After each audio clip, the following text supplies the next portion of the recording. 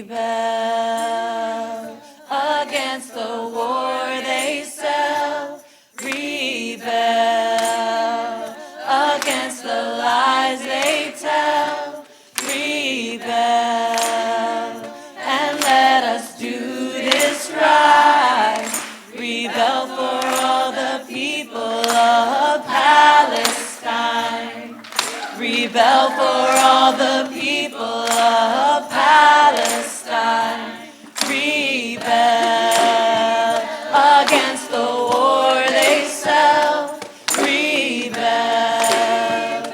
against the lies they tell, rebel and let us do this right, rebel for all the people of Palestine, rebel for all the people of Palestine. Come on, rebel against the war they sell, rebel against the lies they tell, rebel and let us do this right, rebel for all the people of Palestine, rebel for all the people of Palestine, rebel against the war they sell, rebel against the lies they tell,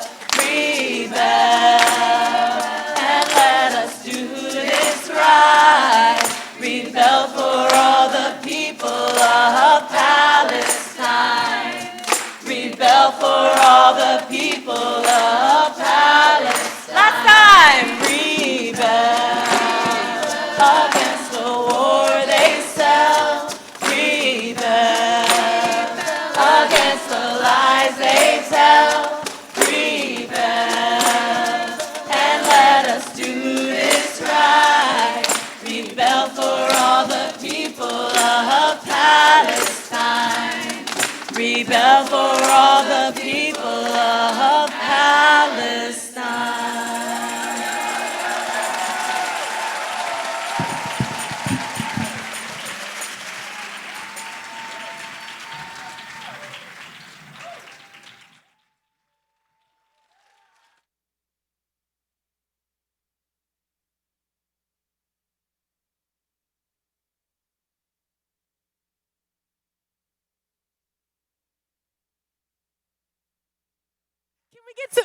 Can we get some love for the NMM song team, led by Rabbi Dr. Kohak Baruch Frazier and Rabbi Elia Piazza.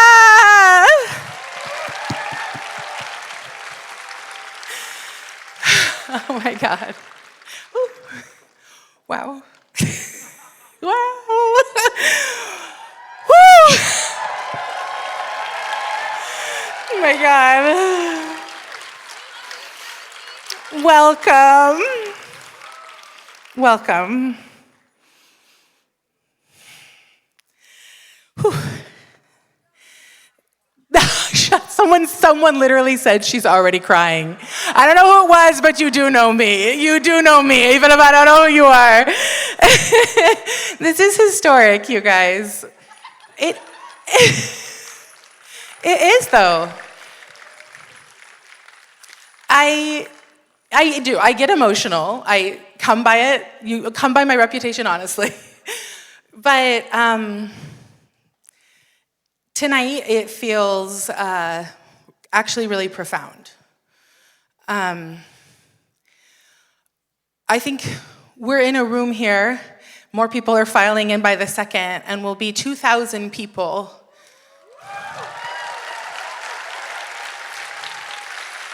And not just any 2,000 people, right? 2,000 people who share the heartbreak and the horror and the outrage and the utter unrelenting grief that you do, right? And all the more that we get to feel that inside of the dissonance of a Western world and under a political establishment that against all basic moral human reaction suggests we can just live in a world where the Israeli military with US bombs relentlessly massacres journalists and doctors and grandparents and babies in their tent camps and their hospitals and their food lines, that we're supposed to just go blithely about our days and drop our kids off at school and wander through the aisles of the supermarket while the Israeli regime with the US backing intentionally starves 2.4 million people and kills Palestinian children at a rate of 100 precious babies a day.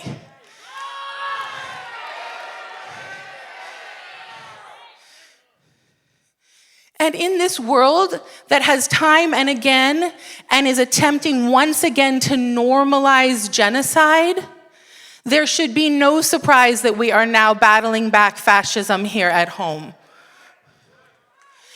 That blatantly authoritarian US regime is attempting to criminalize those of us who are willing to stand up against these crimes against humanity, and in so doing attempting to sharpen the tools they intend to use to dismantle all civil liberties.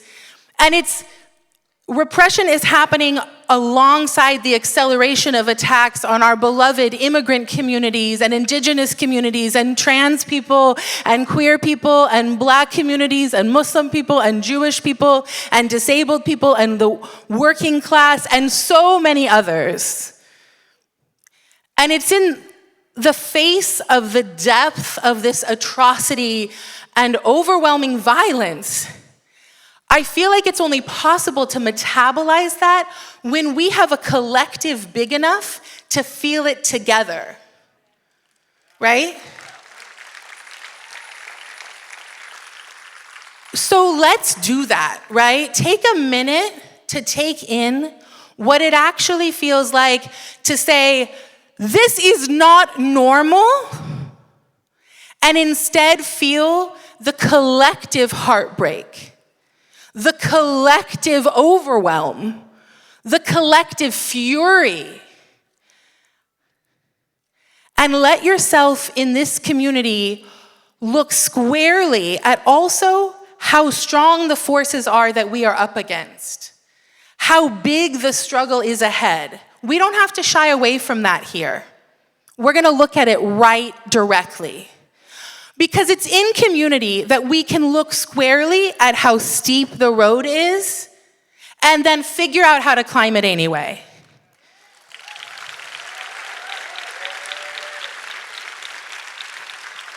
And that is precisely why we are gathered here, to connect, to think, to study, to build community, and to make possible our strongest contribution towards Palestinian liberation and to interconnected struggles for justice in the US and around the world. So you're in the right place. You know where you were supposed to be, and it's right here, right in this very, very minute. And if you feel relatively new to JVP, you are in the right place. Welcome.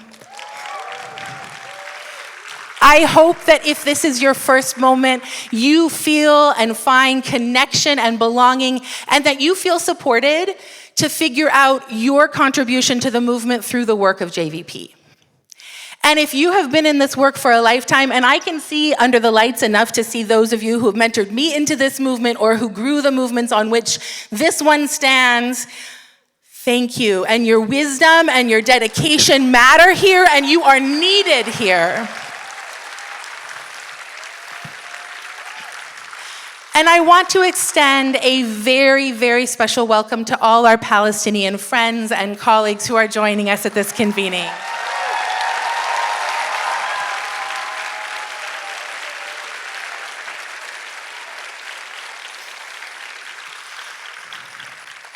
We do not take your choice to be here lightly, and our entire hearts are with you, and we will organize alongside you every day until Palestine is free.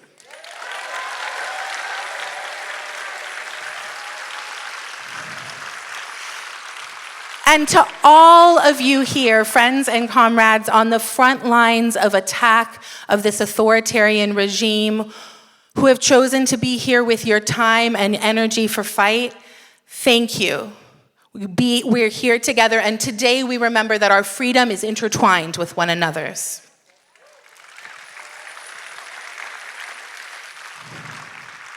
For those of you who are Black, Indigenous, a person of color, Sephardi, or Mizrahi, I want to make sure you know that there are going to be drinks, both cocktails and mocktails, and hanging out tonight in the Hilton Hotel Lobby B just after the plenary. So if you need help getting there, our incredible Shirley, there she is. If you don't know Shirley, you will love her with your whole heart, like the rest of us. She's our manager of our network of Black, Indigenous, Jews of color, and Sephardi Mizrahi Jews. Thank you, Shirley. And before we continue, I want to just take a moment to honor the work of so much labor that got us here. Like all organizing, this effort meant just countless hours of heart and sweat and love and commitment. Will you raise your hand if you supported the NMM in some way, making it happen? It's a lot of hands. Thank you. Now, thank you so much. Now, to ground us in the place and land, I'm honored to welcome Rabbi Ariana Katz of Hinenu Synagogue and Mercia Cummings of the Piscataway Kainai Tribe and the Clinical Director of Native American LifeLines.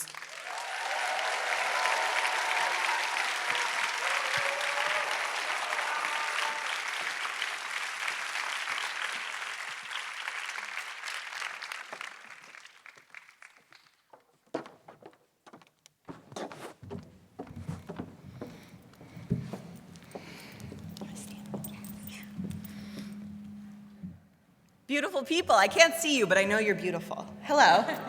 Beautiful people, welcome to Baltimore.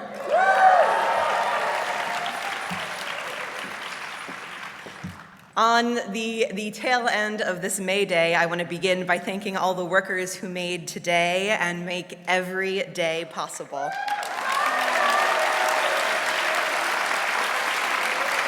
Thank you to the staff at the Convention Center, to the JVP staff, to everyone who cooked food or drove buses or loaded baggage on an airplane. Thank you to every worker who cared for our children, who collected garbage, who listened to our problems in therapy.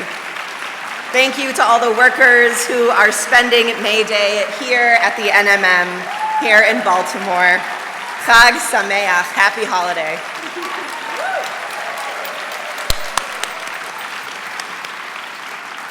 Welcome to Charm City, a city of brilliant writers and thinkers, of art freaks, of a currently mediocre baseball team with a passionate fan base, a city on occupied Piscataway land, a city on the Chesapeake Bay, a harbor city of once thriving industry, our city that might not be nice, but is kind. Welcome to a city of uprising. Our city that was a crucial stop on the Underground Railroad. Our city that was the birthplace of redlining, of segregating neighborhoods and preventing Black residents from making home and building wealth, that denied mortgages and housing to Jewish families. The legacy that continues to this day with Baltimore's black butterfly and white L, transposing the racial makeup of neighborhoods on a map, visualizing its continued segregation. Our city that saw queer uprising at the Pepper Hill nightclub right here on North Gay Street in 1955, in which 162 gay men were arrested 14 years before the Stonewall uprising.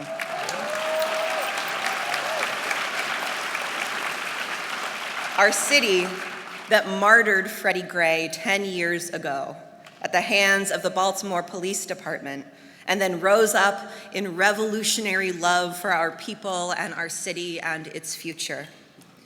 Our city that has risen up for Palestine with the Palestine Youth Movement, the Council on American Islamic Relations, Baltimore Artists Against Apartheid, Maryland to Palestine, Howard County for a Free Palestine, Baltimore Rapid Response, and JVP Baltimore. If you roll with any of those people, will you just raise your hand?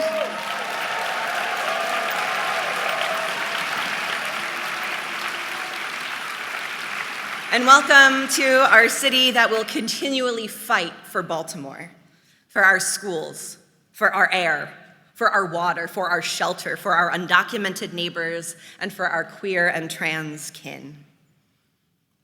JVP, my family, welcome to Baltimore. And a city where radical Jewish community and our rebellious commitment to a beautiful, generous, liberatory future grows. We're working hard. You should applaud for that. JVP, my family, you arrive here after long travels. You arrive here with longing, with heavy hearts. You arrive here after the horror of witnessing 572 days of genocide allegedly being committed in the name of our Jewish safety. You arrive here as Jews, or as people who love Jews. You arrive here committed to Palestinian liberation and the knowledge that Jewish safety and Palestinian safety and all people's safety are intertwined.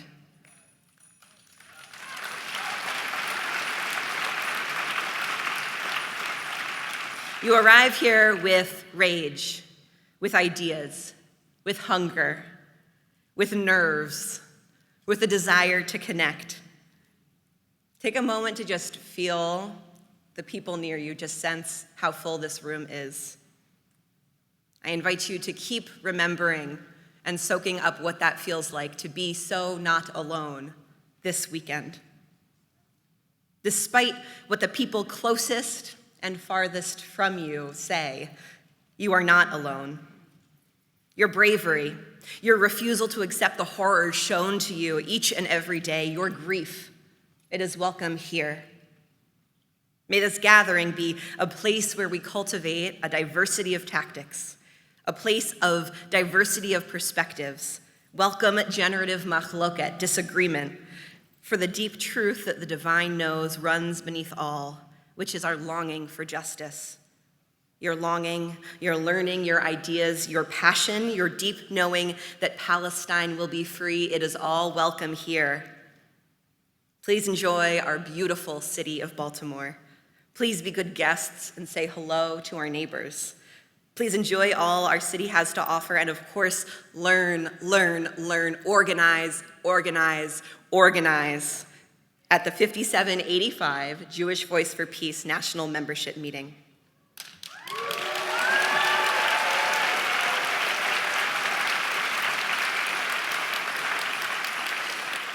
There is a blessing to be said upon seeing a whole mess of Jews in one place. I would say this is that. The Gemara says it's about 600,000, but I think they just tried to think of a big number, and so 600,000 was what they came up with, so we're gonna round up. 2,000 is not such a bad start. And the blessing translates to, "Blessed are you, Adonai our God, source of the universe, knower of secrets." It's explained to mean when you see a whole group of people who does not think the same, whose minds are not like one another, only the divine understands all, knows what is in their hearts. And so we say this blessing with awe, with the magnitude of that diversity and the holiness of this gathering. I'll offer that blessing and a blessing of Shehechianu, gratitude for arriving in this moment, in this season, and you're encouraged to say a rowdy amen as we say at Hinenu. Baruch atah Adonai Eloheinu melech ha'olam hacham harazim. Amen. Baruch atah Adonai Eloheinu ra ha'olam shehechianu v'kiyamanu v'higianu lazman hazeh. Amen. Blessed are you, Adonai our God, sovereign of all, who has kept us alive, sustained us, and brought us to this season. Amen.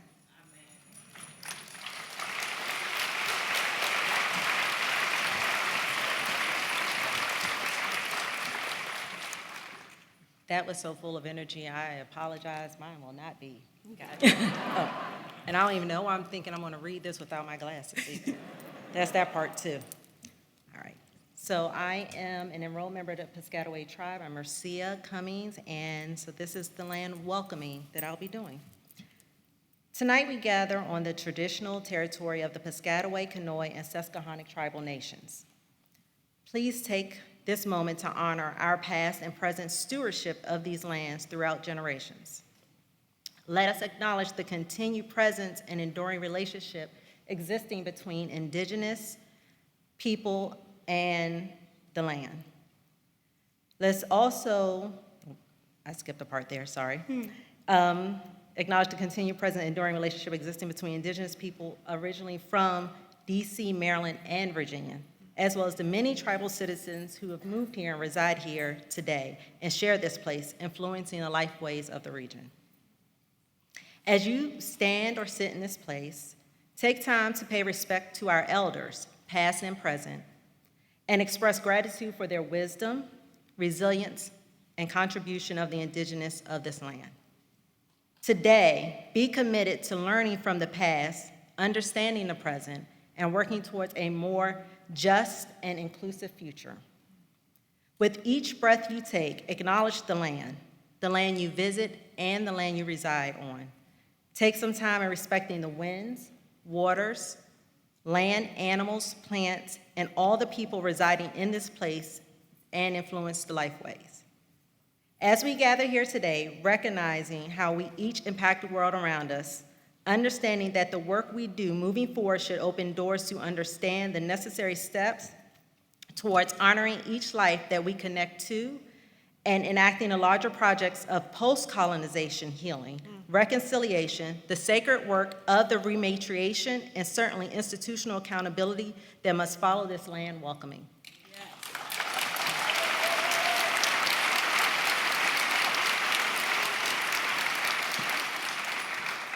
As you engage here this evening, do so with a deep appreciation for the land we are on and a commitment to building positive relationships with indigenous peoples of this territory and all the lands of the Americas. Take a moment to think of all those who remain on their indigenous lands and those who unfortunately continue to be ignored and removed from their indigenous land throughout this world.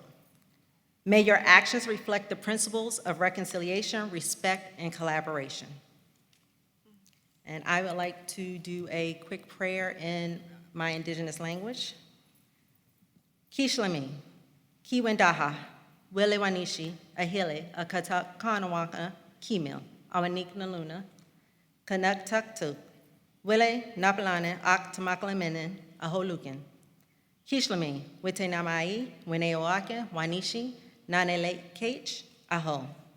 Creator, we come to you in a good way to thank you for the many blessings you bestow on us and ask that you stand us up well and take pity on us during these difficult days. Please accept our sincere thanks. Let it be so. Aho. And with that, I leave us with Willigishku, Inte Luense Mercia, Intele Kiwi, Piscasarwa, Nule Linlan, Tham, Ile Paek, Piscasaway Hakim. Good day. I'm Mercia, I'm Piscataway, and welcome to Piscataway Land.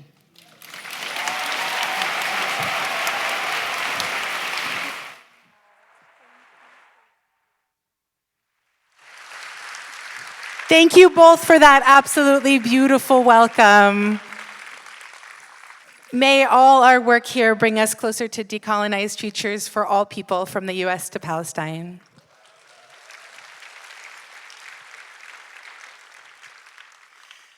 So over the next few days, we get to learn and skill up and plan and get organized to keep making our strongest possible contribution to these fights. And the weekend in the service of that work is filled with an unbelievably rich abundance. And tonight I'm gonna take you through like a little bit of the journey of the weekend, right? So tonight we're gonna continue getting grounded in our purpose and our focus for our time here. And then tomorrow morning's plenary is gonna bring together some of the best thinkers of our time to discuss what do we make of this historic political moment and what do we need to understand about it in order to play that best possible role. Following that, the next plenary on Friday is gonna look at, with phenomenal organizers, leaders of interconnected movements doing such brilliant work, including some JVP chapter leaders, how do we build to fight? What does it look like to build durable people power at the scale necessary to make change, right? And then Saturday's plenary is going to focus on, okay, we built to fight. How do we fight to win, right? In these seemingly impossible conditions, what strategies are going to have the best shot at transforming our conditions fundamentally? And then finally, the last plenary asks, but even then, how do we persist in our struggle while two fascist regimes are focused on repressing our movement, right? It's not great. So our final plenary, though, deeply, is going to be a conversation with leaders on the front lines who have dealt with enormous backlash, who will help us find our North Star to continue to actually escalate our struggle within these conditions. So that's our plenary journey together. But meanwhile, the weekend is going to hold 90 workshops. Wow. Brilliant members teaching each other is really at the heart of this gathering. Shabbat services, creative morning practices, a film screening, an art build, a night of beautiful performances, local and regional strategy sessions, meetups of networks and affinity groups, and plenty of time, actually, even with all that, to connect, to hang out, to gather. So when you're first taking all of this in, you, like me, might be a little overwhelmed or feel pulled in multiple directions. Maybe there's phenomenal workshops happening at the same time you want to all be at. But I want to invite us to lean out of that FOMO, the fear of missing out, and lean into finding the path that just strengthens your offer. So just as our big purpose here together is to collectively understand what our most powerful contribution is to a movement for Palestinian freedom, a Judaism beyond Zionism, and collective liberation, I want you to ask yourself, what's the path through this weekend that helps me find my most powerful offer? And I want to also remind us that our experience here together these 4 days is built collectively.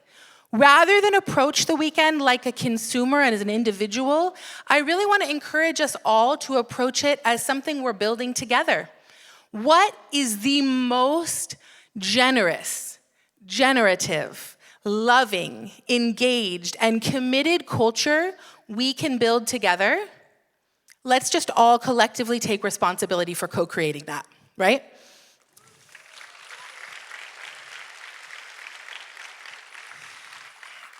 And as proud anti-Zionist Jews, we have a wide range of relationships to Judaism and Jewishness. All of it, every scrap of it, welcome and present at the NMM. So welcome, you're right where you should be. Each day at the NMM is going to include a variety of offerings for healing, justice, spiritual practice, ritual, and prayer. And as we are gathering over Shabbat, we'll have Shabbat services Friday and Saturday. There'll be a prayer room open throughout the weekend for anyone who needs quiet space for individual prayer.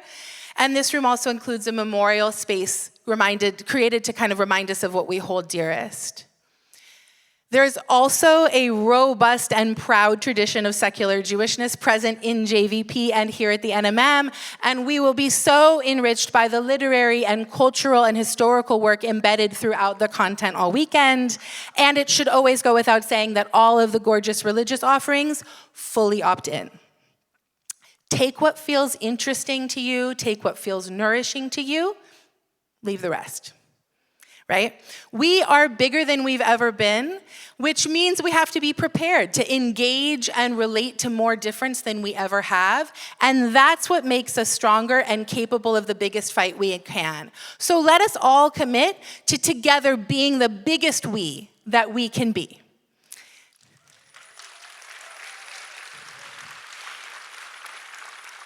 And part of that we is ensuring that our beloved disabled and sick communities can be with us as robustly as possible and ensuring that we keep one another as safe and healthy as we can. And we have a very beautiful and really wonderful access and disability justice teams. And we also have community guidelines around our COVID masking practice here that for some, might feel out of your practice like it's a lot more risk than you usually take. And for some may feel out of your practice like this is really, you haven't been masking, this is new for you. And I want to have wonderful Dan Fishback, a wonderful member leader, here to explain why these commitments matter to us so much and why we've made them.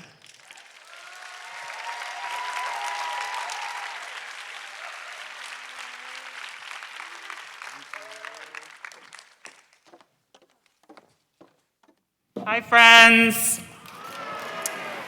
Hi, I'm Dan Fishback. I'm a playwright. I'm a longtime JVP member, and I'm one of millions of people who are at high risk for the severest effects of COVID-19 and for whom being in public in unmasked spaces is always completely terrifying.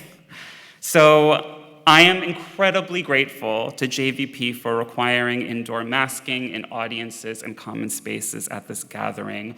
What a rare relief for people like me. I know that you're out there. Chronic illness people, we're okay here. So to honor that visionary decision, I'd like to offer a blessing over the mask. Since this is a blessing, I'm going to use the word God a lot. I'm using it loosely. Your mileage may vary. Feel free to project whatever you want.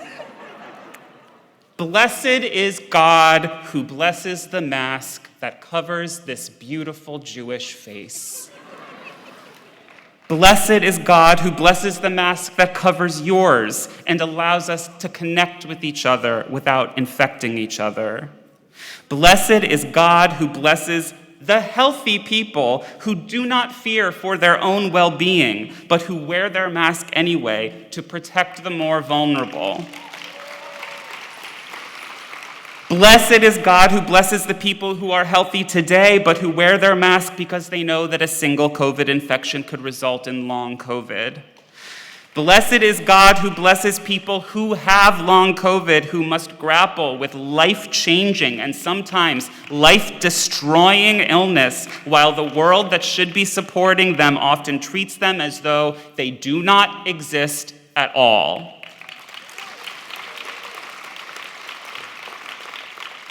Blessed is God who blesses those who feel the urge to pull down their mask to talk or even cough, but who resist that urge.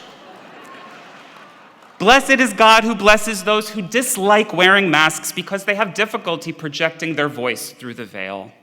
Blessed is God who blesses those who helps the quiet to be heard by passing them a microphone or finding other ways to amplify a voice that deserves an audience.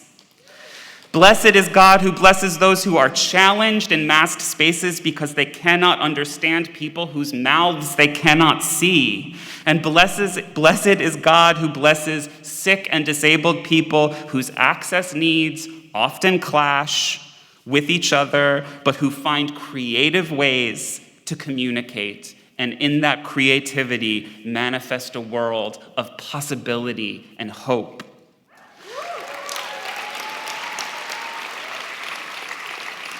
Blessed is God who blesses the sick, blesses their insights, their wisdom, their visions, their gifts to humanity, whether or not those gifts are honored or acknowledged. Blessed is God who blesses the sick and disabled of Palestine, whose numbers have grown exponentially throughout this hideous genocide. Blessed is God who blesses those who wear a mask to protest genocide without being doxxed. Blessed is God who blesses those whose suffering is ignored because it is inconvenient suffering, whose lives are ignored because they have inconvenient lives, whose deaths are ignored because they have inconvenient deaths. Blessed is God who blesses those who weather inconvenience to champion life, who wrangle inconvenience to protect life, who defy inconvenience to defend life.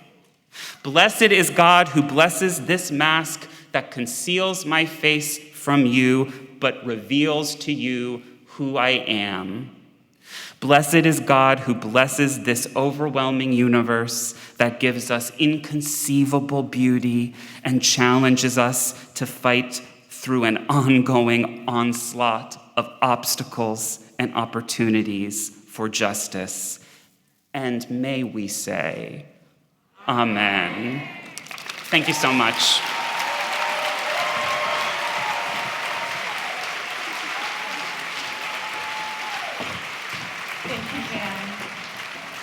Gorgeous. So many beautiful blessings. I feel very blessed. We're powerful. It's just undeniable. And that means that our opposition is trying to take us down, doing their level best. So we are taking safety and security at the NMM incredibly seriously. We have a layered security team that has been working day and night to prevent everything that can be prevented, every threat, and to respond to anything that might arise. You really, truly don't need to worry about that. Now, I do know I'm talking to a room of Jews. And so many of you will worry about that. I'm just saying you don't have to, okay? Do you? But here's what you do need to know. We have vetted every single person of the 2,000 people who are registered for the NMM, which is incredible. And we should anticipate that our opposition might have found ways to sneak in and be present. And I assume there might even be a couple people here from our opposition right now. I say to you, welcome, learn, join the journey toward liberation, okay? Come on in. It's much better over here.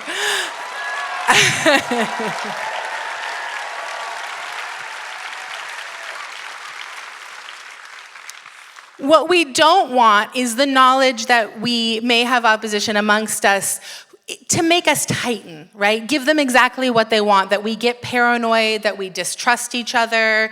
We are here explicitly to connect, to ground in our shared values, and to put them into practice by fighting for a better world. But it does mean that you should assume that nothing said anywhere in the NMM, unless you know every person in the room and the door is closed and all your devices out of the room, is truly private. Nothing's private. Our opposition will be trying to record us and cut things and splice it together to try to create some sort of salacious headline. So let's just be aware. Let's be aware of our surroundings and be intentional with everything we're saying. Thank you. I do have a few specific requests that will help us together as a community create as safe and secure a container as possible. A little PowerPoint slide for your enjoyment. So first, keep your name tag on at all times while attending sessions. It will feel annoying. Probably some of you will leave your room, come to the hotel, be here, not have your name tag, and we will ask you to go back and retrieve it. And I'm sorry, it is annoying, and it's really important that we have that vetting process matters and we know who's in the room. Do not film or record any of the content at the NMM. We have an incredible documentation team, including lots of member leaders. We're recording really well all of our plenaries. We will have wonderful documentation. We also don't want just anybody recording, so that's what we've set up, right? Do not take photos of other conference attendees without their explicit consent. So you're gonna be wanting to take someone with photos. That's gorgeous, that's wonderful. Longtime best friends, like brand new best friends, people that you've wow, okay, I don't have to explain all the connections that are gonna happen this weekend, I'll chill. But you're gonna take photos, but just ask each other. And then those beautiful photos, don't post them on social until after the weekend is over. We'd like to keep the space and the location as protected as possible. So please, let's all do that together. Finally, this is in the event that, in general, let's trust each other, but this is also in the event that there is a disruption of some kind, say we're in this plenary space. What I want to ask of you is to trust the team. Trust that there's a whole infrastructure dealing with whatever that thing is, and that from the front of the room, we need to ask for your participation staying together in it. And what we're gonna do if there's a disruption that pulls the focus away from our work up here on this stage is we're gonna just sing. Listen, I can't carry a tune, so no problem if that's you, but we are gonna sing together. And it's in defiance, right, of what they're trying to do. If that were to happen, they're trying to pull our focus, make it impossible for us to stay in sort of collective shape. We're gonna just get back into that shape through song led. We're gonna learn later tonight a song that our wonderful NMM song team is gonna train us in, and we're gonna have it at the ready in case we need it.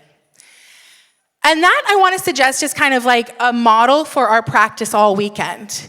So like they wanna disrupt us and pull our focus.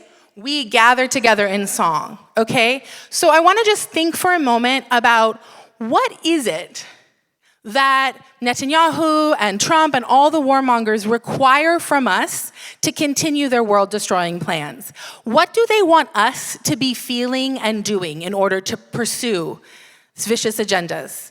Shout it out, really. Fear, okay, I heard a bunch of fear.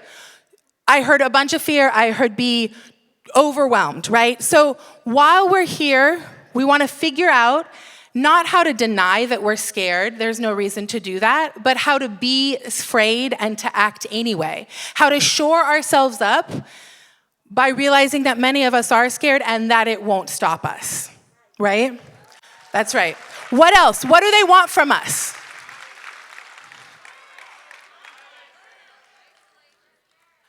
Isolated, okay?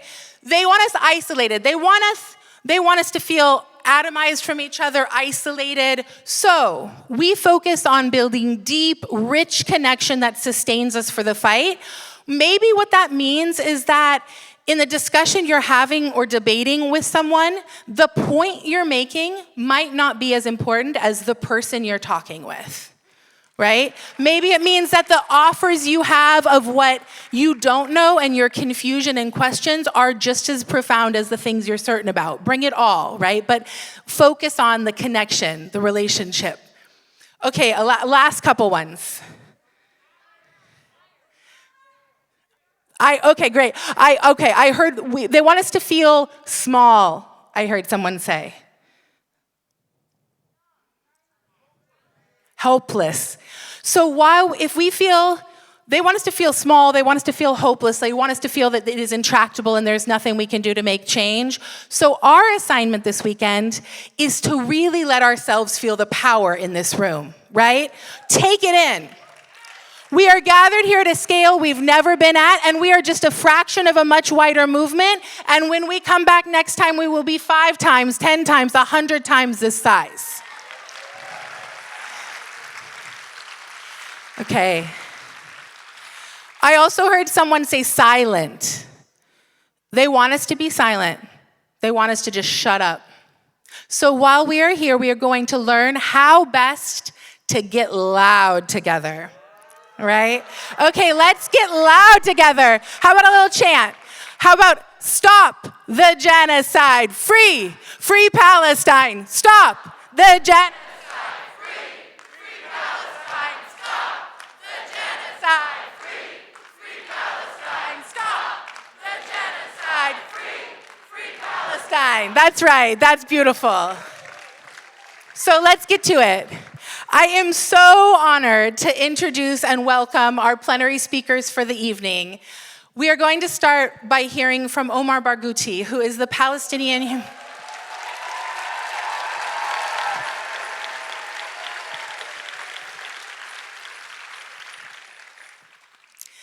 a Palestinian human rights defender and the co-founder of the Palestinian-led Boycott, Divestment, and Sanctions, or BDS movement for rights, Palestinian rights. He is the co-recipient of the 2017 Gandhi Peace Award, and he holds bachelor's and master's degrees in electrical engineering from Columbia, and he's currently pursuing a PhD in philosophy ethics at the University of Amsterdam. Like an actual genius is what I'm saying. And he's the author of BDS, The Global Struggle for Palestinian Rights, which is a seminal text everyone should read. And his commentaries and his work and his vision precede him and line the path that we're walking on in all of our BDS work and our commitments. And so it's a true honor to hear from him. He planned to be with us in person here, and Israeli authorities have imposed another de facto travel ban on him by failing to renew his travel document in direct violation. That's right, boo! And this is very similar, given the rise of authoritarianism here in the US, to the decision that many of our esteemed Palestinian partners who had planned in many ways, had made plans to come be here with us, who ultimately came to the painful conclusion they could not. So we're gonna hear videos from these incredible leaders throughout our weekend, and we're not gonna tune it out like a video. We're gonna be as present and attuned as we would ever be to someone in person. That's how we resist the attempts to fracture us. So we hear from Omar.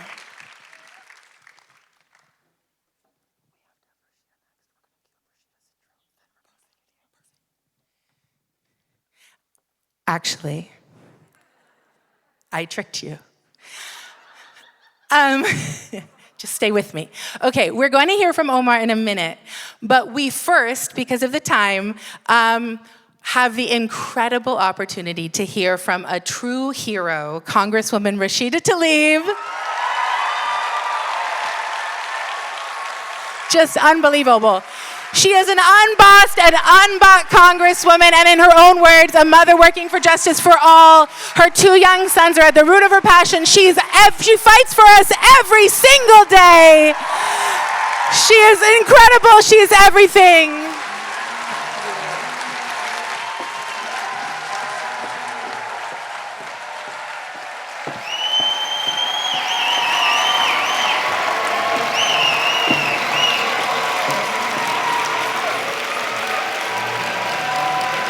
Thank you, fam. So when I got here, I was texting my friend, Beth, and I said, Beth, I want a walkout song. And she's like, what? I gotta get me hyped up. So I was hoping it was gonna be louder and really get into me, but I'm really appreciative to be here. And thank you to all of the amazing Jewish Voice for Peace family for inviting me to be in this space as we talk about saving lives and ending the horrific genocide in Gaza. Thank you so much for being such a tremendous safety net for me in moments where I felt alone. Thank you for being a family for me. Thank you so much.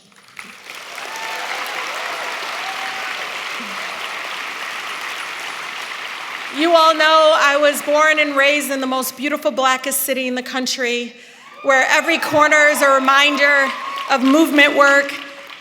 I'm also a proud eldest daughter of 14. Yes, Palestinians have lots of babies. And of course, my 2 Palestinian parents, my mother who grew up in the West Bank and my father in a little village outside of Jerusalem. But today I want to talk a little bit about addiction, our country's addiction to war, our country addicted to extraction, to death.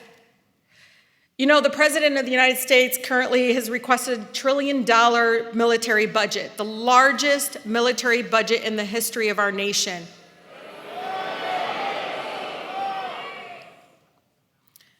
But the Pentagon can't even pass an audit, y'all. 7 audits in a row.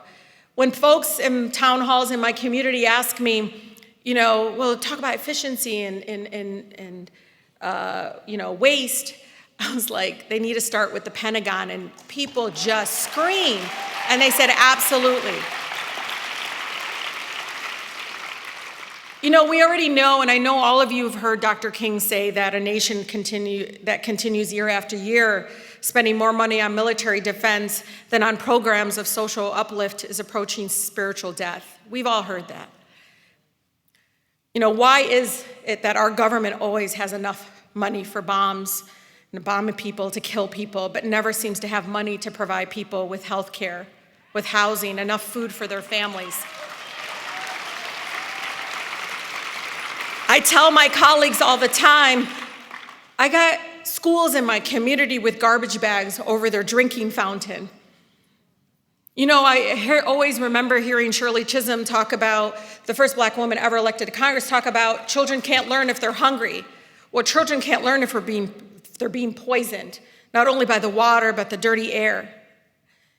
People in our country every single day are dying because they can't afford health care.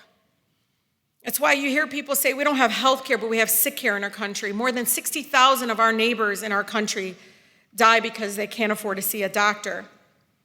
So I'm sick and tired of them saying we don't have money for resources here at home. And it's a policy choice, we all know this. But I say this because right now they are cutting Medicaid, which is a Band-Aid to sick care right now. And coming here from the Hill, watching them claim that they're not doing it. Gaslighting. It reminded me of gaslighting the American people. We're not supporting genocide. We must continue to come together and choose our communities over wars and genocide. And I don't know why it continues to be controversial to say we must stop bombing people. I still remember in the early days of the genocide, we couldn't even say ceasefire. So to say I don't want our tax dollars used to dismember children or stop killing them, that should not be controversial.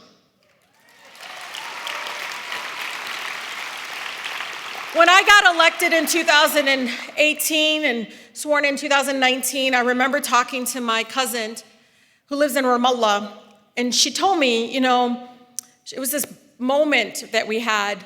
I'm the older one, and I always see her still like she's 11, 12. She's in her 30s, has twin boy and a girl, and she just very quietly says, "We thought they just wanted us all to die." And I was like, "Who?" "America. Until you got elected." And I was like, "What?" She goes, "Rashida, you don't understand." We're like, "Well, they elected Rashida. They must not want us all to die." No, it's so sad though, because she was saying it in Arabic to me. And I said, "No." I said, "You should come meet JVP Detroit."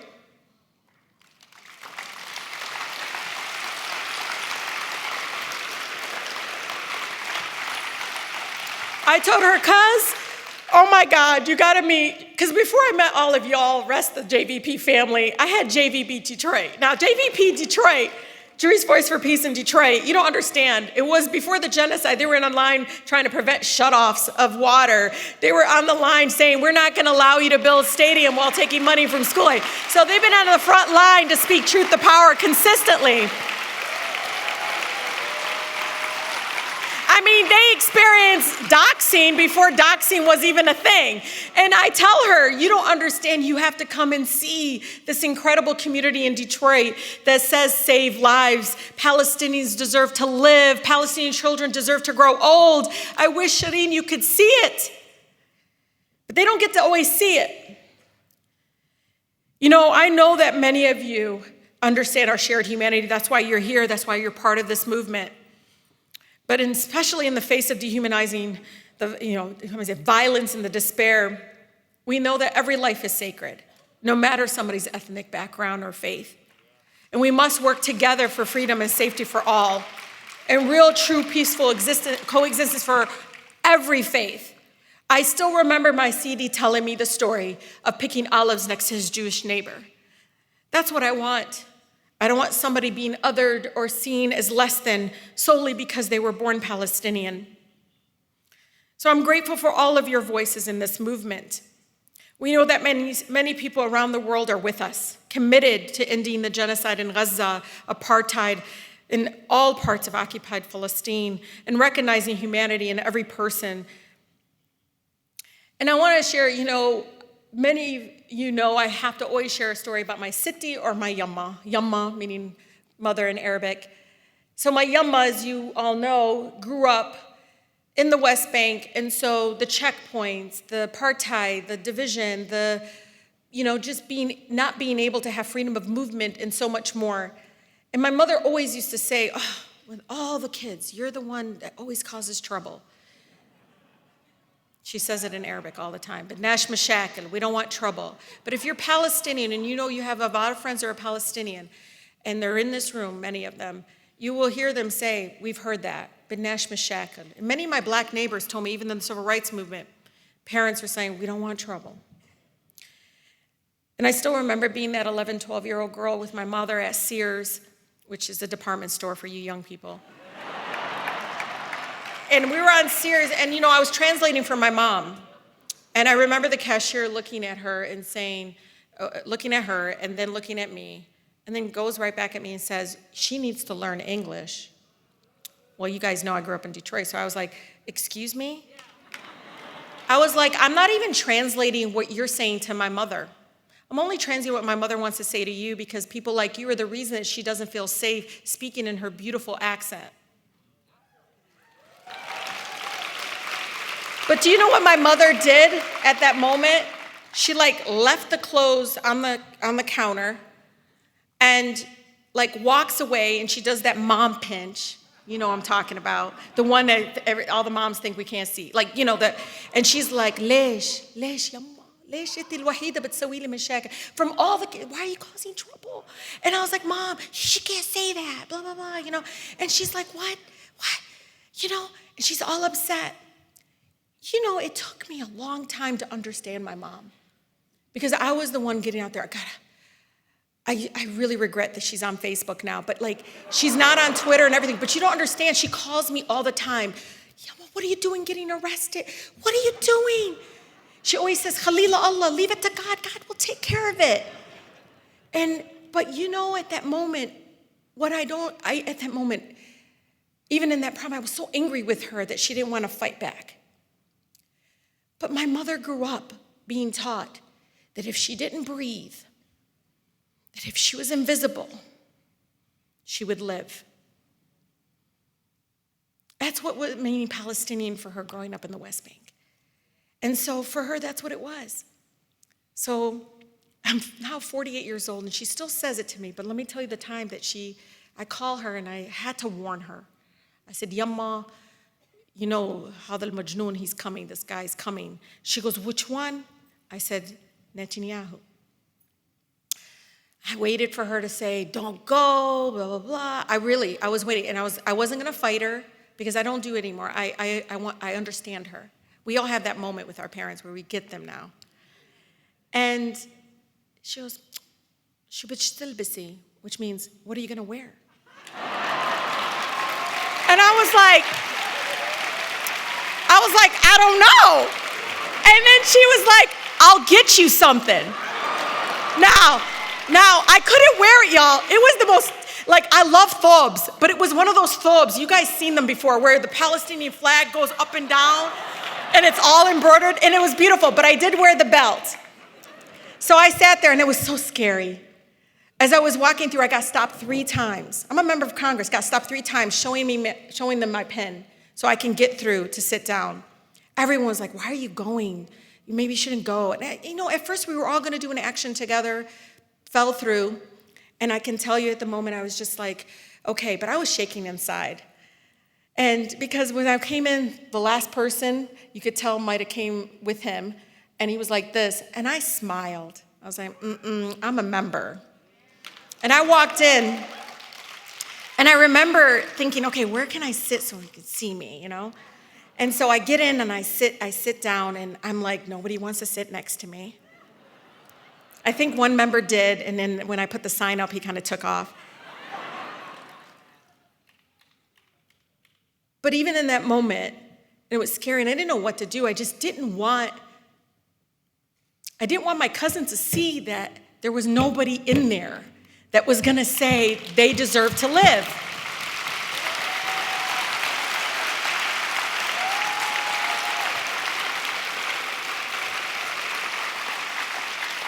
And so as I did this and everything, of course, my mom says, you didn't wear it? But then she said, I was proud of you. But even in that moment and everything and all that happened, all I can get to tell her, Mom, we tried, Yama, we tried your way. We did. We tried your way. If we said we get our kids educated, we make a little bit more money, we show people who we really are, here we are, that we would live. It didn't work. And so now is the time, even under this oppression and suppression. And I was talking to University of Michigan students today, and you can feel it. this is the time to be more visible and more unapologetic about saying, free, free Palestine. This is the time to be more visible and more unapologetic and saying, you freed Mohsen, it's time to free Mahmoud and Rasmiya and so many more. This is the time. This is the time. You know, my friend Michelle, who runs Interlink Publishing, told me nobody wanted to touch Sims Kern's book, Genocide is Bad, or Genocide Bad. And he went and published it anyways, even though nobody wanted to review it. And now it's a #3 bestseller, New York bestseller or something. I mean, that's amazing. Be more visible. Be unapologetic. Y'all, what we say in Detroit, and let me leave this with you because I gotta bring a little bit of my Detroit in here. What they say in Detroit is when oppression hardens, so does resistance. So keep on doing it. Free, free, free, free, free, free, free, free. Always and forever. I love you all. Thank you.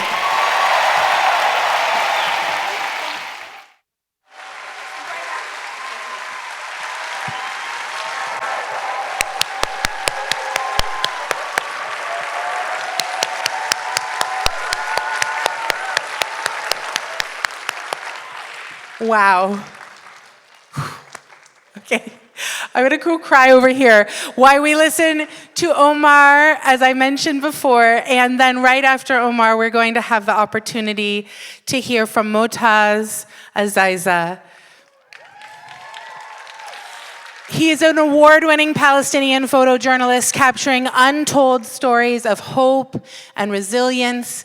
And his lens has revealed the struggle of his people for dignity and showed the world that they, as Rashida said, deserve to live free in their homeland. So we will hear from both of these amazing esteemed speakers.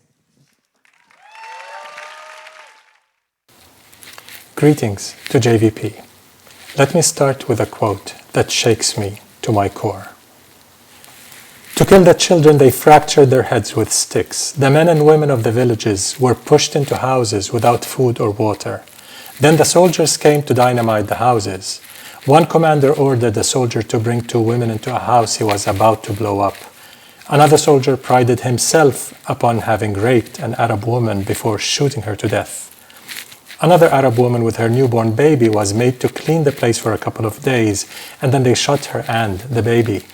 Educated and well-mannered commanders who were considered good guys became base murderers, and this not in the storm of battle, but as a method of expulsion and extermination.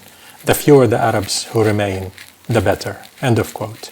This is part of an Israeli soldier's shocking testimony of a Zionist massacre in the village of Al-Dawayima during the 1948 Nakba, showing that Israel's physical erasure of indigenous Palestinians, including children, whether through extermination or ethnic cleansing, is as old as Zionist settler colonialism in Palestine.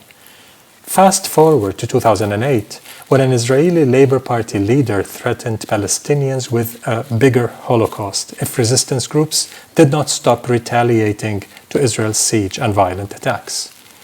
A day after Israel's March 18th massacre in Gaza that killed in a few hours over 400 Palestinians, including 130 children, mostly while sleeping, Israeli War Minister Katz directly gave the 2.3 million Palestinian survivors of this live-stream genocide an ultimatum: accept Trump's plan for ethnic cleansing or face, quote, total destruction and ruin, end of quote. According to UNICEF, since its resumption of its brutal massacres, Israel has been killing or maiming an average of 100 Palestinian children every day. Never again is now, as JVP activists have chanted repeatedly throughout this genocide. Former Israeli Minister Shulamit Aloni prophetically warned in Haaretz as early as 2003, quote, "We do not have gas chambers or crematoria, but there's no one fixed method for genocide," end of quote. Which leads me to the question, who's grievable, who's ungrievable, who's countable, who's uncountable, and who's accountable? Who's human and who's subhuman? who's a human animal. Israel, with its anti-Palestinian partners worldwide, is trying to normalize the fundamentally abnormal and to numb our consciences with its relentless, boundless savagery.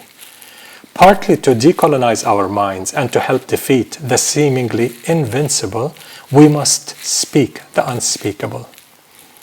JVP's anti-Zionist supporters aside, why should the wider Jewish American community care, one may ask? Well, let me give 3 reasons. First, the most profound ethical obligation in times of extreme oppression is to do no harm and to stop and repair harm done in your name. Palestinians are not begging the world for charity. We're calling for meaningful solidarity. But before both, we're demanding an end to complicity, to do no harm. Ending complicity in grave human rights violations is a matter of ethical duty, not discretion. Meaningful solidarity begins with ending complicity. The US is a full partner in genocide. The uniquely pernicious and influential role of Israel's multifaceted lobby, especially its Jewish Zionist lobby, in enabling the genocide and decades of Israeli settler colonialism and apartheid cannot be overstated. In the exceptionally corrupt, quasi-oligarchic US electoral system, too many electeds are bought and paid for by oligarchs and lobby groups, including the weapons lobby and the Israel lobby, as admitted today by mainstream figures in US media and academia. This makes JVP's courageous and principled solidarity with Palestinian liberation and its exposure of the racist, genocidal policies of the Jewish Zionist establishment and the US government even more indispensable than ever. As the struggle that helped abolish apartheid in South Africa has shown, ending complicity in Israel's system of oppression, especially through the nonviolent tactics of BDS, is the most effective form of solidarity. In the words of a former senior UN human rights official, the International Court of Justice ruling in July 2024 that Israel is practicing apartheid and that its entire presence in the occupied Palestinian territory is illegal makes BDS, quote, not only a moral imperative and constitutional and human right, but also an international legal obligation.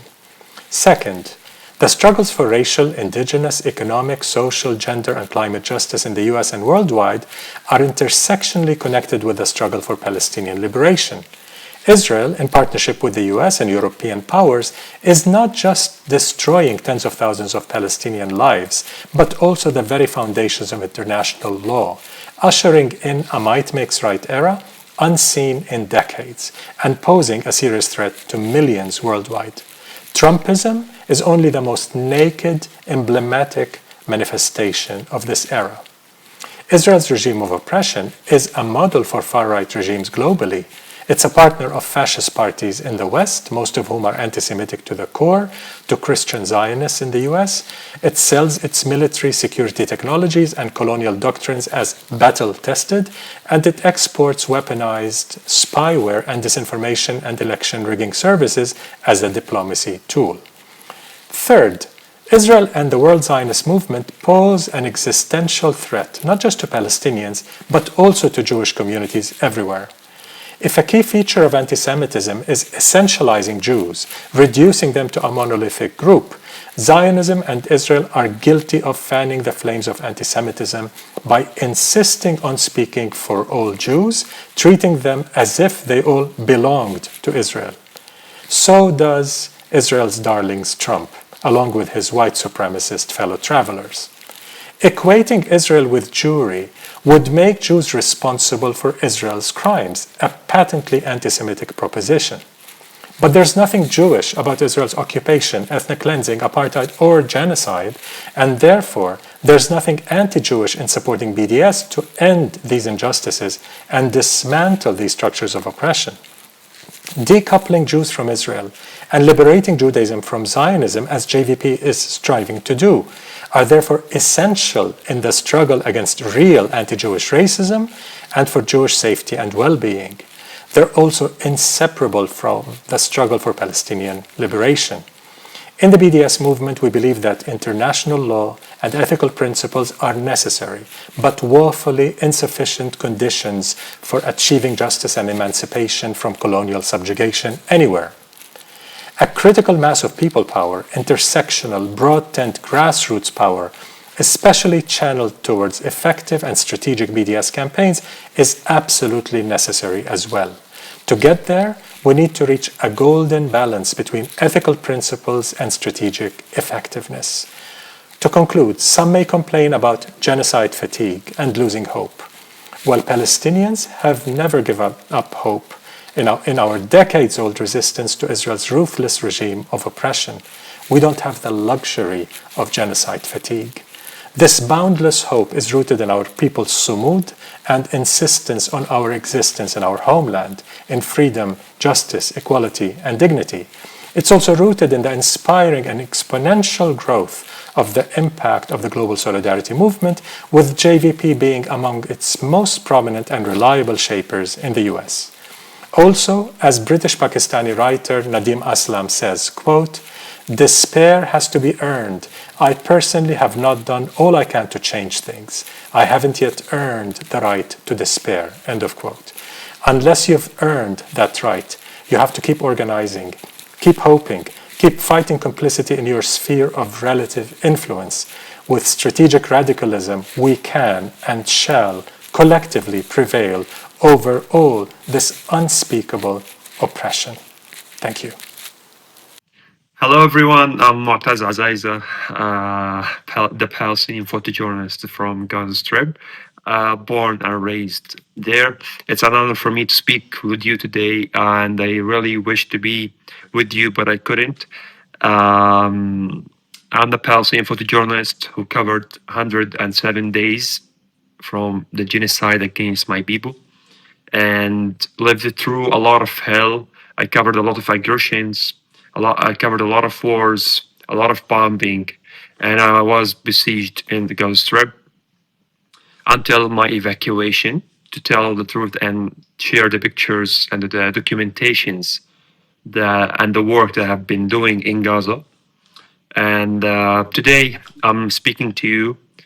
I'm really glad. At the same time, I'm really sad that I'm talking to you in a time my people are under airstrikes, under hunger, under a lot of terrible things that is happening in Gaza Strip right now. And I'm sure that you all saw and know about what's happening for the last 17 months. Speaking to you today means a lot to me, and it's really special because I've been facing a lot of accusation against me that I'm anti-Semitic person, anti-Semitic photojournalist, anti-Semitic Palestinian, which is wrong. And this is the evidence that it's wrong, because in Palestine, we don't have any problem with Jewish people. We don't have a problem with their religion.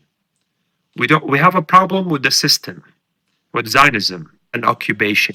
We have a problem with people stealing our land, killing our people, killing us in every way they could. So in Palestine, we have the Muslims, the Christians, the Jewish. There is a Palestinian Jewish actually living in Palestine, and they are facing a lot of troubles and problems from the Israeli occupation against them because they don't accept the injustice that is happening on the Holy Land.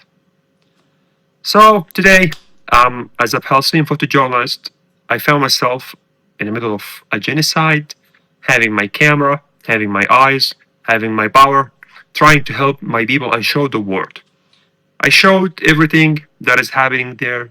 I traveled every place I could reach to tell and show more. But until now, nothing stopped. The killing of my people didn't stop. To get peace in the region, everyone should stand to get the Palestinian rights in their land, to protect them and support them against the occupation. Everyone worship God in the way he believes in. And it's the Holy Land, it's Palestine.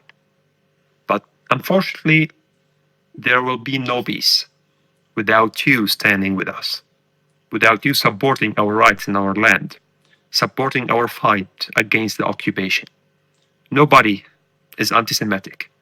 We're just anti-Zionism, anti-occupation, anti-stealing land, anti-killing the people, murdering civilians with every way they could. So this is what we are anti about. We are not anti anyone. We just want to be safe and live in peace in our homeland. So I'm really thankful for giving me this space and for you to hear me. Hope one day that we can have you all in a free Palestine, free from occupation, free from injustice power in this world.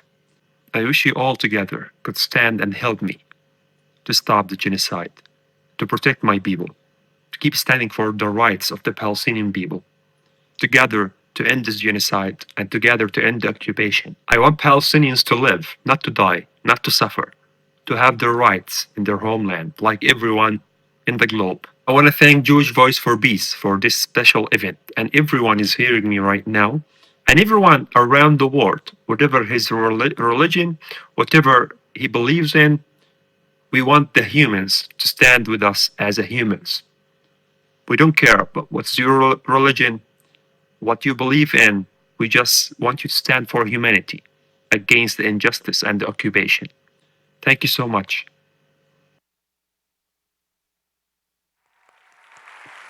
Let's hear it from Motaz.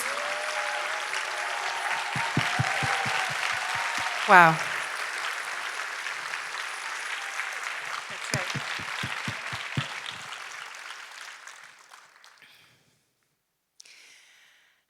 I now, taking all of that in and the mandate and offers that we've been given, we now have the incredible honor of getting to hear from Dr. Angela Y. Davis.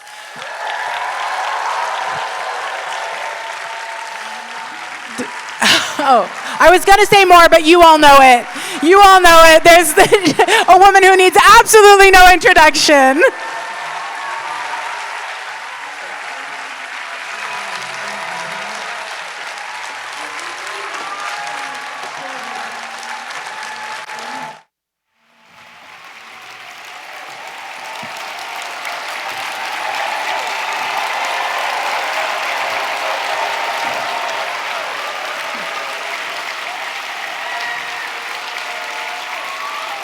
Thank you. Well, first of all, thank you, Jewish Voice for Peace, for your phenomenal work over the last period. Well, how long has it been? 17 months? Well, it's been much longer than that, of course. But especially for this last period leading the resistance to the state of Israel and to its most consistent surrogate, the United States government, as more lives are claimed by the war of ethnic cleansing and genocide on the people of Gaza, as that destruction and devastation continues beyond anything we might have imagined. So, thank you, Jewish Voice for Peace. Thank you, Stefanie Fox, for holding down the helm.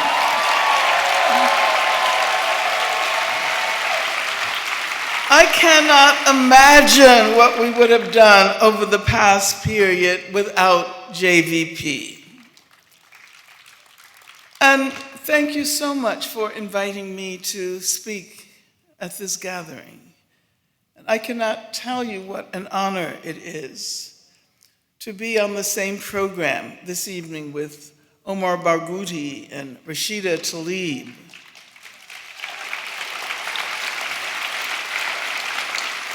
For the last 2 decades, BDS has led the world to recognize that if we resist the purveyors of Zionism, if we resist the state of Israel, if we engage in international solidarity with Palestine, if we call for justice and freedom, and the right to return, and the right to reparations for all Palestinian refugees, the world not only Palestine will be infinitely better. And so thank you, Omar and BDS. Rashida Tlaib is not only the elected congressional representative from Michigan's 12th congressional district, but she represents, as you know, people of color, Muslims, queer and trans people, and working class people all over the country. So thank you, Rashida, and thank you, squad. Speaking of working class people, this is May 1st.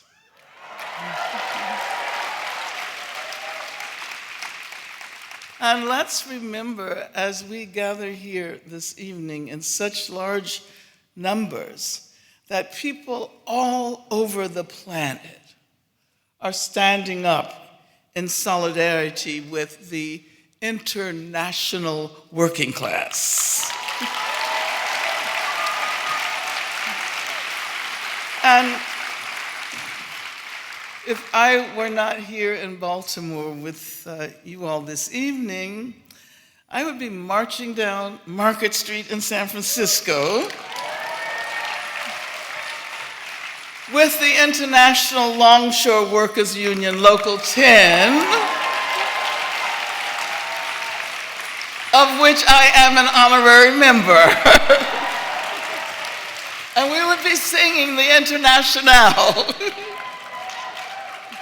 'Tis the final conflict, let each stand in their place. The international working class shall be the human race.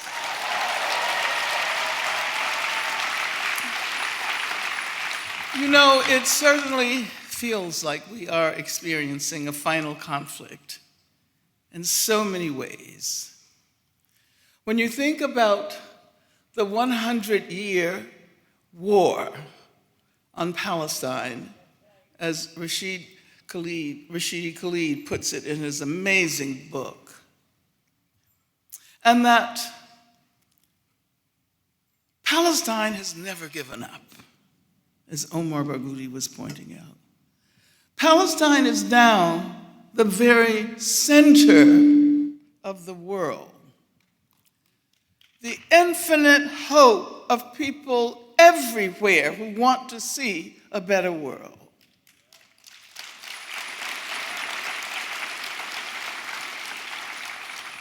And I say infinite hope because we have all witnessed the fact that Palestine refuses to give up. Palestine will never give up. No matter how much destruction, no matter how much death, no matter how much genocide, the Palestinian people will simply not surrender themselves, their history, their culture, their land. And so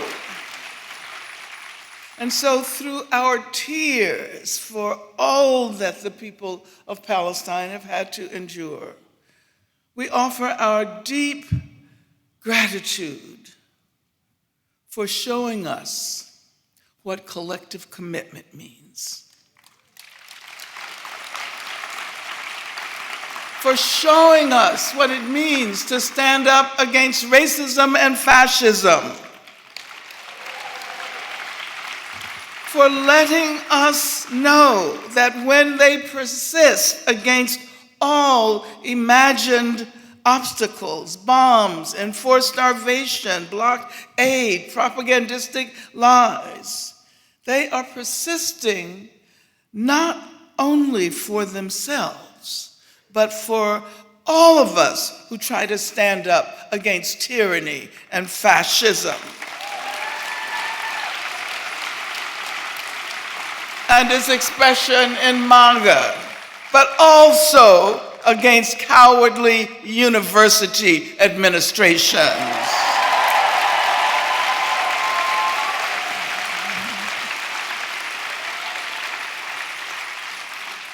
Palestine persists for our collective future.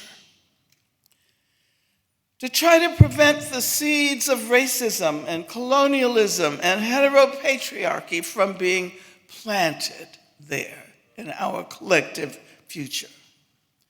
The people of Gaza and of all of Palestine persist not only for their future, but in order to better prepare us for the global democracy we deserve. The global democracy we deserve for Haiti, for Congo, for Sudan, for all of us.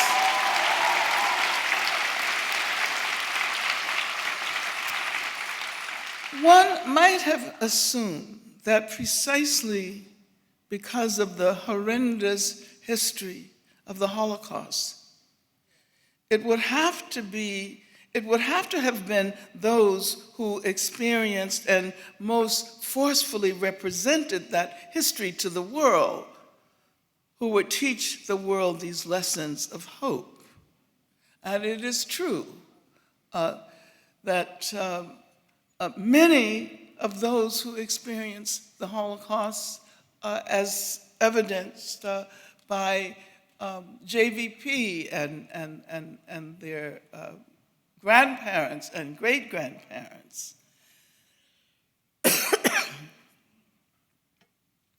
So we've learned how harmful it is to assume that oppressed people, if they focus only on their own oppression, if they work only for their own salvation, can best represent all suffering people.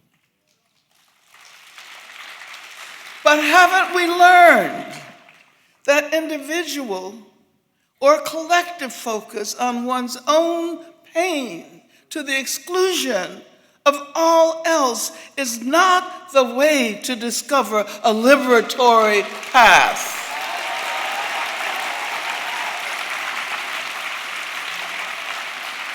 And I've asked myself over and over again, why does Israel promote such narcissism? Haven't we learned that one person, one community, one people can never be free alone?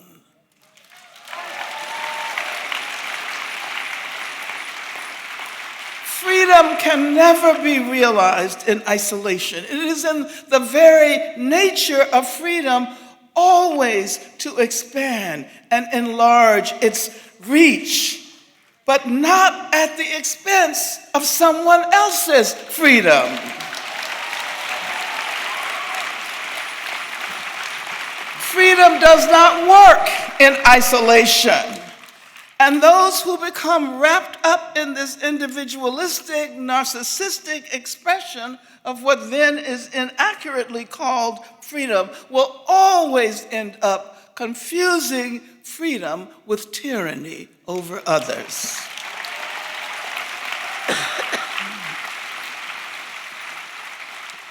This is May 1st.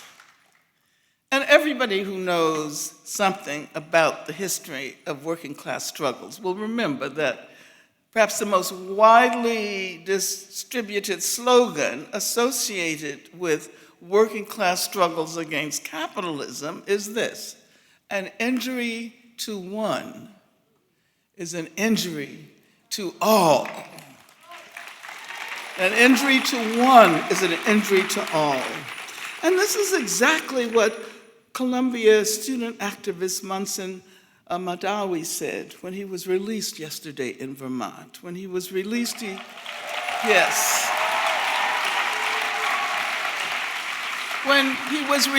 spoke about the connection between his plight and those who were enslaved people and the Underground Railroad that assisted them. He also spoke about the civil rights movement and the connections between those struggles and the current struggles to defend immigrant people who are standing up for Palestine, who are standing up for justice.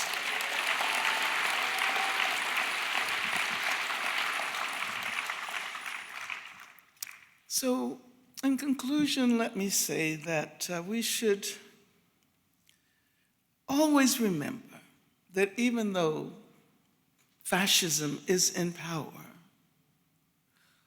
we who fight for a more just future, a future where freedom and democracy will prevail, we are the ones who are on the right side of history.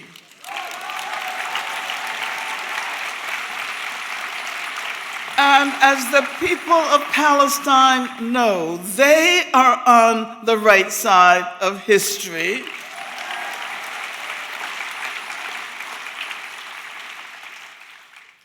And we all stand on the side of history that will ultimately prevail. Thank you.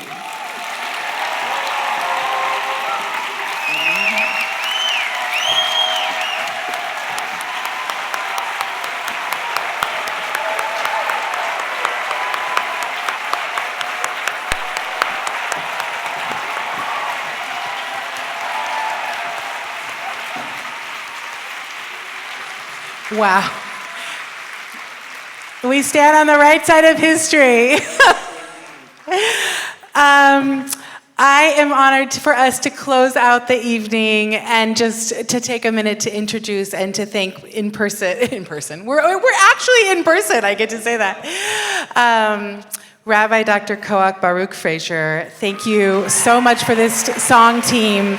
And you're gonna we'll close out the night with your gorgeous leadership, with our safety song and another. So I'm gonna leave it to you. Thank you so much. Thank you all.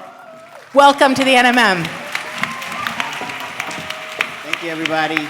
I also wanna just say that Elia, raise your hand. Elia also was co-leading the song team, so let's give them a hand as well.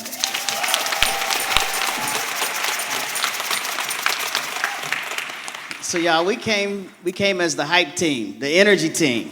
So we just been inspired by Dr. Davis and all the rest of those who spoke today. So I'm gonna ask if y'all feeling it, to, allow your bodies to feel it, to feel the energy that y'all fitting to get into, all right? And so I wanna introduce this song that we're gonna sing, which will be the safety song.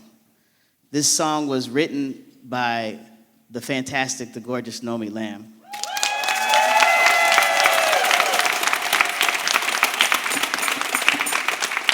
And so we are about to be fantastically led by Nomi into this safety song.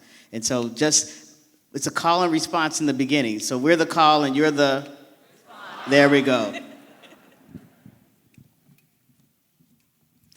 No pride in occupation. No pride in occupation. No room for apartheid nation. No room for apartheid nation. We're steadfast, we're not patient. We're steadfast, we're not patient. Rising for liberation. Rising for liberation. No pride in occupation. No pride in occupation. No room for apartheid nation. No room for apartheid nation. We're steadfast, we're not patient. We're steadfast, we're not patient. Rising for liberation.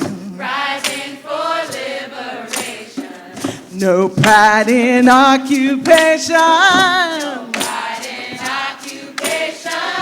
No room for apartheid nation. No room for apartheid nation. We're steadfast, we're not patient. We're steadfast, we're not patient. Rising for liberation. Rising for liberation. No pride in occupation. No room for apartheid nation.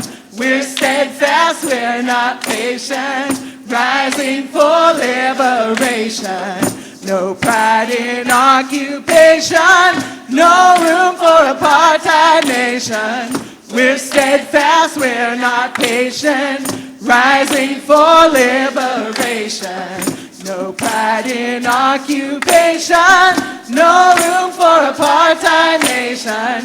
We're steadfast, we're not patient, rising for liberation. One more time. Well, pride in occupation, no room for apartheid nation.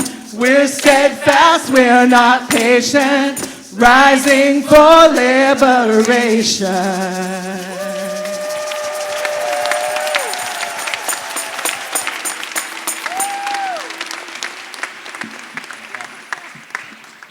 And we're going to close out with a beautiful song by Angel Gabriel called We Were Made for These Times.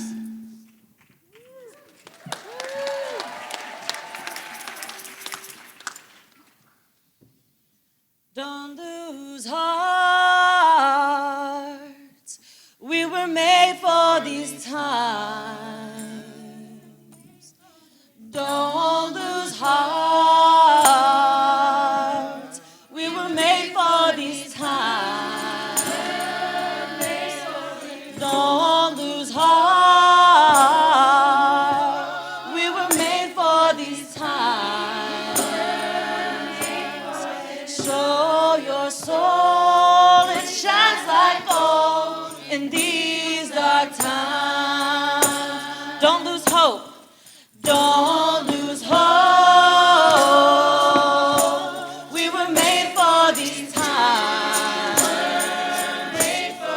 Don't lose hope. We were made for these times. Don't lose hope. We were made for these times. Show your soul, it shines like gold in these dark times. We're struggling for freedom, struggling for freedom. We were made for these times. We're struggling for freedom. We were made for these times. We're struggling for freedom. We were made for these times. Show your soul, it shines like gold in these dark times. We're fighting for justice. We're fighting for justice. We were made for these times. We're fighting for justice. We were made for these times. We're fighting for justice. We were made for these times. Show your soul, it shines like gold in these dark times. Don't give up. Don't give up. We were made for these times. Turn to your neighbor, say, don't give up. Don't give up. We were made for these times. Don't give up. We were made for these times. Show your soul, it shines like gold in these dark times. Show your soul. Show your soul, it shines like gold in these dark times.